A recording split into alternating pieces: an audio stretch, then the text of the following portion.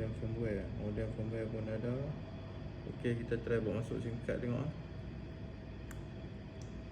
Okey, kalau sebelum bypass tadi dia jadi no service.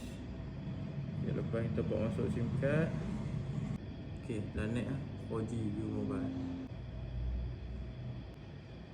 Boleh masalah telco lock tu kita boleh bypass Kita buat bypass hardware ni ke permanent punya bypass Boleh berguna SIM card macam biasa, apa-apa SIM card pun boleh pakai.